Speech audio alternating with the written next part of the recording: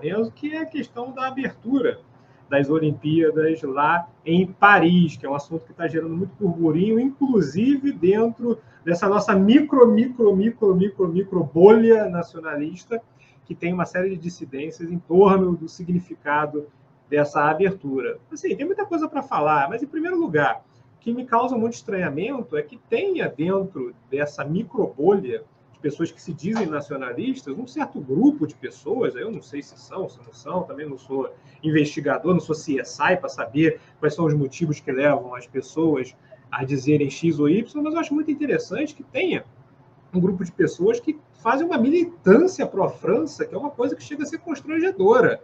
Tem algumas pessoas que você transita por aí nas redes sociais e você vê o cara falando o tempo todo lá, vive la France, postando foto com Emmanuel Macron, fazendo uma defesa intransigente, partidária, militante em favor da França e o significado contemporâneo, geopolítico da França, o que quer que seja. Então, assim, eu acho isso daí uma coisa extremamente constrangedora. E me parece que o público dessa pessoa deveria interpelá-la, né? Essas pessoas, porque são mais de uma, interpelar essas pessoas por que elas adotam essa postura, essa posição de uma defesa tão intransigente da França, sendo que o Brasil, apesar de não ser um país inimigo em si da França, tem boas relações em alguns aspectos com a França, tem um intercâmbio cultural com a França, mas os nossos interesses, isso é uma coisa evidente, caminham em vários aspectos no sentido contrário, divergente aos interesses da França. Então, isso é uma coisa que eu acho, no mínimo, inusitada, no mínimo insólita. Outra coisa também que me parece evidente a respeito dessa abertura lá das Olimpíadas de Paris é acerca da qualidade lá daquele espetáculo. Você pode ser uma pessoa mais tradicional, mais religiosa, pode ser uma pessoa mais progressista, enfim. Isso aí é uma questão de um caminho, uma trajetória pessoal de cada um. Agora, uma coisa que é completamente inegável é que aquele espetáculo, por assim dizer, de abertura, e pegando o espetáculo de abertura como se fosse só uma síntese do que tem sido até o presente momento as Olimpíadas lá de Paris, a gente observa que tem uma série de problemas de ordem tanto pontual quanto estrutural que vem acometendo esses jogos já no seu início, já no seu começo. Tem problemas de infraestrutura, você tem uma série de problemas lá no trânsito de Paris, você tem aquela empáfia, aquela arrogância, aquela antipatia tão característica dos parisienses. Quem já foi lá em Paris já teve o prazer de conviver com aquela gente tão simpática, tão amorosa, tão calorosa. É sempre uma grande alegria você conviver com um parisiense. Você tem também uma série de blackouts que estão acontecendo lá em Paris. Você tem problemas em relação ao trânsito. Eu não consegui entender até agora quem foi o gênio que teve a ideia de colocar os atletas, antes de começar as vésperas das competições, dentro de um barco, num rio, numa chuva de engraçada. Tem um monte de gente agora, teve um atleta, eu acho que lá da Turquia, não sei de onde, que não pôde competir porque o cara adoeceu. Então, assim, é uma ideia estúpida, é uma ideia imbecil, é uma insanidade. E tudo isso acontecendo ao mesmo tempo. E o que é mais absurdo, você não escuta um pio da nossa grande mídia a respeito desses problemas. Para não dizer que não se escuta um pio, eu encontrei hoje uma matéria que foi publicada na versão online da revista Veja, porque também... É sempre nota de rodapé, né? Isso, exatamente. Era uma coisa muito escandalosa que não tinha como apagar, que era o fato de que teve uma competição que ela foi cancelada porque estava tendo muita... Eles colocaram material fecal. Até na hora de mostrar isso aí é um eufemismo. Ou seja, tinha muita merda boiando lá naquele rio Sena e não pôde se realizar uma competição de triatlo. Então, assim, é uma coisa absurda o fato de a nossa grande imprensa, e também a mídia alternativa, de modo geral, com algumas exceções aqui e acolá, não fazer uma denúncia a respeito da catástrofe de organização de logística que tem sido, pelo menos nesse começo, os Jogos Olímpicos de Paris. Se tivesse acontecido 1% disso que está acontecendo em Paris, no Rio de Janeiro, eu tenho certeza absoluta que já haveria um clamor generalizado para que fossem sustados os jogos aqui. Então, teve um caso que foi até narrado, eu acho que pelo Aldo Rebelo, de que, eu acho que em 2013, não foi nem no ano da Copa do Mundo, quando estava vendo aquele movimento lá do não vai ter Copa, aí houve, me parece, um protesto lá em São Paulo, e você teve, acho que foi o presidente da FIFA naquele momento, chegando quase a ameaçar acabar com tanto a Copa das Confederações, que é um evento preparatório, quanto com a própria Copa do Mundo, que ocorreria no ano subsequente, por conta de um protesto que aconteceu.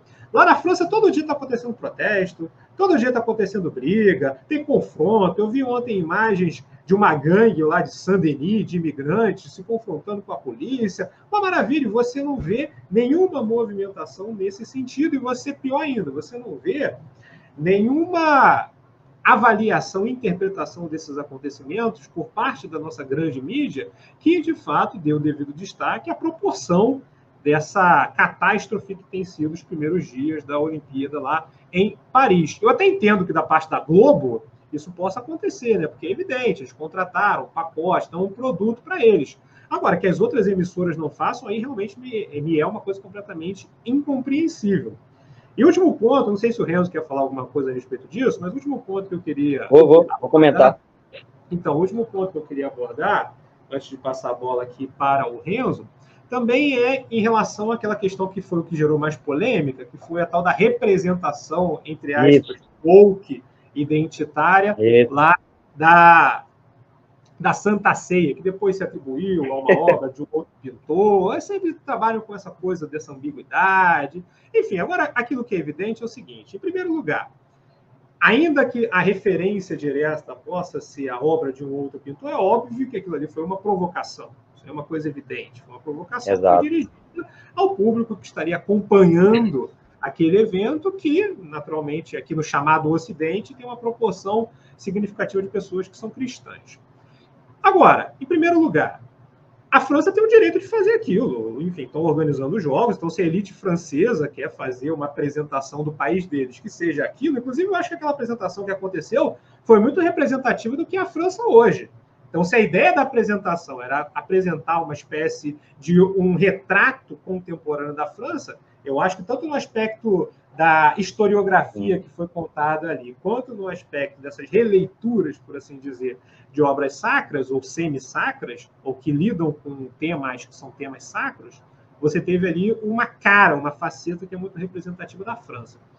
Além disso, isso é uma coisa interessante, a França tem todo o direito de apresentar aquilo que ela achar que é representativo da sua cultura, do seu povo, naquele momento. Agora, assim como a França tem esse direito, as pessoas que são religiosas, que são cristãs, católicos, também têm todo o direito de se posicionar de maneira contrária em relação àquilo. Tem todo o direito de rejeitar, tem todo o direito de apresentar uma crítica, apresentar uma posição de nojo, de antagonismo em relação àquele tipo de imagem que foi apresentada, aquela sátira, aquela provocação que se fez acerca de um tema que é um tema tão importante. É evidente que nós aqui, ao contrário de alguns loucos que apareceram nas redes sociais, nós aqui não pregamos violência, nós pregamos que isso daí seja naturalmente antagonizado no campo que deve ser, que é no campo da cultura, que é no campo das ideias. Aqui não tem ninguém completamente biruta para dizer, não, tem que tacar fogo, tem que jogar uma bomba em Paris. Óbvio que não é nada disso, até porque isso daí seria, além de tudo, contraproducente. Além de uma barbárie, além de uma loucura, seria algo completamente contraproducente.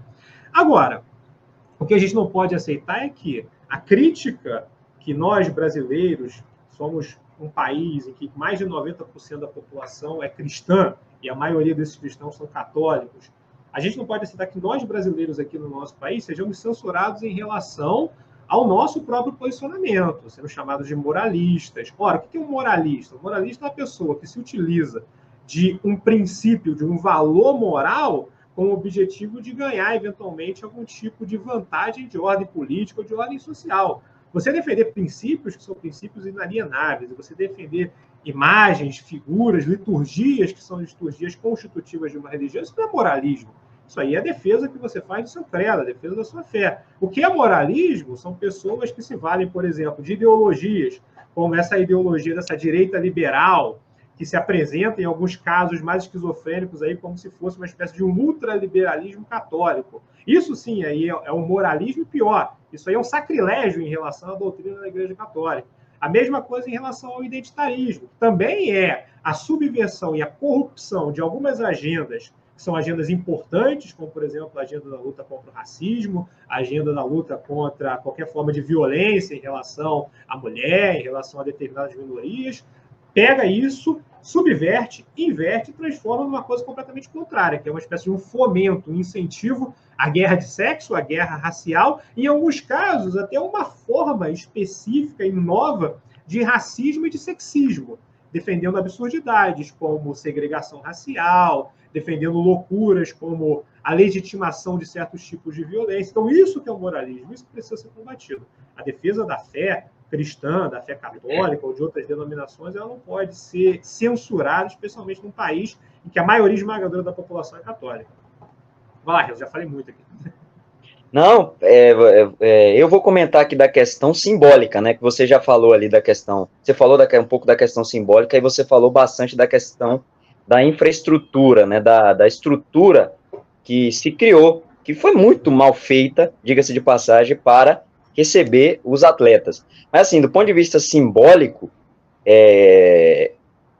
quem, na verdade, foi o idealizador dos Jogos Olímpicos foi, inclusive, um barão chamado Barão Pierre de Coubertin, que foi um barão francês, católico, seguia as ideias de um dominicano, um padre dominicano católico chamado Henri Didon, né, que se baseava na paideia grega, né, nas artes gregas, né, com o espírito e o aspecto ético do catolicismo, né, da doutrina social da igreja.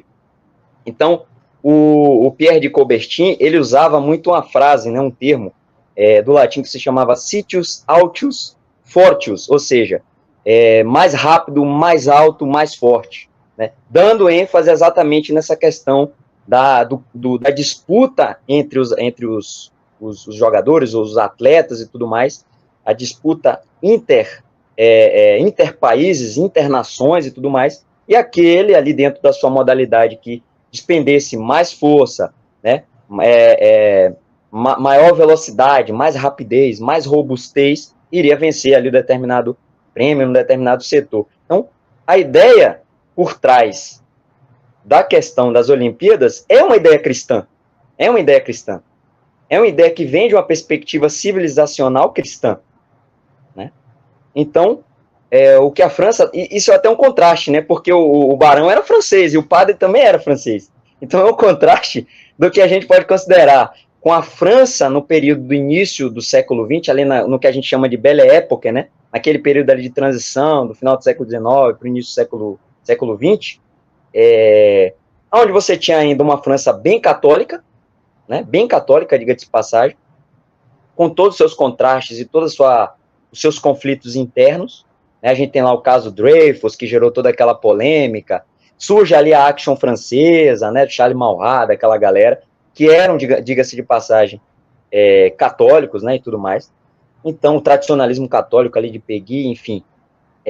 Então, mostra o contraste do que era a França até um certo período da sua história, para o que é a França, de fato, na contemporaneidade, né, que já deixou de lado todos esses aspectos, inclusive os valores simbólicos, como a gente está comentando, das próprias Olimpíadas, que já foram deixadas de lado, né. Então, isso é um ponto muito importante a se considerar, né? A gente vê ali aquela questão da ceia ali, aquele negócio completamente maluco. Quer dizer, já é um absurdo do ponto de vista do simbolismo, como eu estou falando, como a gente está falando, das Olimpíadas. E ainda mais você subverte isso e você ainda coloca uma agenda que é totalmente contrária, né, a esses valores e a esse simbolismo, é um negócio completamente maluco, né? Um negócio completamente maluco. Então, eu creio que, para iniciar aqui a nossa conversa, eu creio que essa é a perspectiva, né? Eu concordo com você. Pode comentar. Naquele período lá da Belle Époque, você ainda tinha uma certa disputa, né? Você tinha uma França católica, e você ainda tinha, obviamente, você tinha também já uma tradição liberal, que já era uma tradição que é justamente a tradição que hoje em dia é resgatada por essa galera que está construindo esteticamente, simbolicamente, apresentações dessa natureza, como a abertura dos Jogos Olímpicos. Então, você citou o caso Dreyfus, você tinha lá uma série de intelectuais de esquerda, então intelectuais liberais, que já tinham uma visão de mundo já anticlerical, anticristã, anticatólica, o que quer que seja. Você tinha, por exemplo, o caso do Émile Zola, que foi, inclusive, citado durante a abertura das Olimpíadas, que era um intelectual de esquerda, que criou lá aquele manifesto do J'accuse. Tinha o Léon Blum também, que era o líder do Partido Socialista francês, radicalíssimo, anticlerical e tudo mais. Tinha uma galera lá. mesmo naquela França pós-Revolução Francesa, você ainda tinha uma disputa. Hoje em dia essa disputa não existe mais. Acabou. É óbvio que existe muita gente boa na França, que não é xenofobia contra francês, tem amigos que moram na França, tem lá o João de Ataíde, que é um amigo do canal aqui, que mora lá na França, que é uma pessoa queridíssima. Então aqui não tem nada de uma espécie de um ódio essencial aos franceses. Agora, a gente precisa fazer uma análise objetiva. A França, contemporaneamente, ela é isso que estava na abertura das Olimpíadas. Por isso que eu, inclusive, fiquei muito constrangido com algumas pessoas que se mostravam surpresas, esperando que fosse aparecer uma coisa diferente. Eu acho que nesse aspecto houve, pelo menos, aqui a gente precisa ser justo, houve uma grande coerência. Aquilo que estava na abertura das Olimpíadas é fundamentalmente aquilo que é a concepção de mundo hoje, pelo menos predominante em Paris, que é a capital cultural da França. E, no certo sentido, é a capital cultural da Europa continental. E divide o posto ali de capital cultural e espiritual da Europa Ocidental com Londres. Então, esse é o espírito europeu, essa cabeça europeia que é predominante hoje em dia. A gente precisa ter muita consciência a respeito disso, Renzo, justamente para que nós, enquanto moradores do novo mundo, mas que naturalmente temos uma conexão com a Europa, já que nós somos filhos também, no certo sentido, de um projeto que adveio da Europa Ibérica, a gente precisa ter muita consciência a respeito do atual estado de espírito, por assim dizer, da Europa, para saber como que a gente vai calibrar e organizar as nossas relações com a Europa. Em que medida você ter, por exemplo, um intercâmbio cultural com essa Europa, hoje em dia é uma coisa positiva para um país como o Brasil. Então, pegando... Você quer comentar mais alguma coisa sobre isso? É isso, eu acho que eu apontei bastante essa questão do simbolismo, e aquela coisa, historicamente falando, existe a França de 1789, e aí você tem essas aqueles períodos que intercalam ali, pós 1789, há períodos que a França ainda tenta manter algum aspecto do seu tecido social ali, como a gente está comentando, que vai culminar na figura, digamos assim, de Charles de Gaulle. Charles de Gaulle era um nacionalista, era um católico, era um cara que defendia os valores sociais e culturais da França, de uma certa forma. A França, que é uma nação católica, civilizacionalmente falando, e o pós a queda de Gaulle, né, a partir de maio de 1968, que é exatamente essa virada de chave com a ideologia woke, com essas ideologias revolucionárias que aí, de fato, tomam conta da França e a partir daquele momento acabou. Né? O que se tem aí agora é uma casca vazia, não tem mais conteúdo, socialmente falando. Né? A disputa ideológica é meramente por poder. Né? Você vê que os grupos, tanto de direita como de esquerda na França, né? Eles brigam pelo poder o tempo inteiro. Não existe uma mentalidade, não existe um arquétipo daquilo que a gente pode considerar como um projeto civilizacional. Não tem. É só uma briga por poder. A direita defende a anti-imigração. A esquerda, digamos, a esquerda macroniana, né, centro-esquerda, defende que tem que ter essa maior liberdade dessa imigração. Então, essas disputas são meramente por poder. Não são disputas por uma construção civilizacional, não existe mais isso. Acabou com Charles de Gaulle, né? É o que a gente pode considerar. E aquela coisa, você falou, o que na maioria das vezes surge na Europa influencia o Brasil, influencia o terceiro mundo, né? Sim. Seja de forma positiva, seja de forma negativa. E com o advento da globalização, a gente sabe, muita coisa negativa da globalização veio para cá, né? Então, as ideologias evolucionárias, todas essas coisas vieram para cá, né? O próprio geógrafo brasileiro, o grande geógrafo brasileiro, Milton Santos, você deve saber quem é, acho que o público sabe quem é, ele faz uma crítica à globalização, não só no aspecto meramente econômico, mas também no aspecto cultural, no aspecto costumeiro, a destruição do tecido social, né, que é importante para a manutenção da existência e da soberania dos países aqui. Né? E a gente sabe que as academias na França, né, Sorbonne e outras, óbvio, tem também muita coisa boa lá ainda, né, principalmente na área de história e tudo mais, tem muita coisa bacana, mas também tem muita merda. Tem muita merda. Principalmente na área de sociologia, né? Diga-se de passagem. A gente sabe disso. Não, aproveitar que o Renzo mencionou o Milton Santos, fazer um jabá aqui do canal. Aqui no canal tem uma playlist chamada Biografias do Brasil. Eu acho que o terceiro vídeo é sobre o Milton Santos, que ele fala sobre a coisa do globalitarismo. E olha que o Milton Santos, ele criticou a globalização na época que praticamente a totalidade da mentalidade intelectual ocidental era absolutamente romântica, idealista em relação a esse processo. Todo mundo era kantiano, todo mundo era paz universal, coisa linda, maravilhosa. John Lennon, Imagine, e o nosso baianão lá, o Milton Santos, colocou já naquele momento, usando todo o seu prestígio, angariado por uma carreira brilhante na geografia, para poder fazer essa crítica certeira à globalização.